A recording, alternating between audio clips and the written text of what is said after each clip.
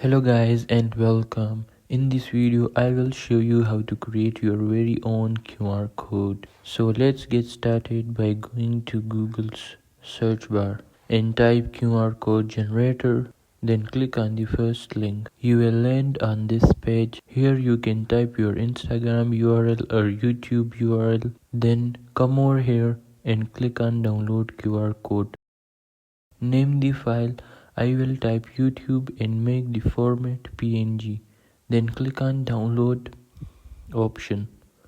Now open YouTube tab and go to Google Lens to check if the QR code works or not. Upload your QR code here. Then click on the website option. And as you can see, YouTube is open. So that's it for this video. Make sure to like and subscribe for more videos. Thanks for watching.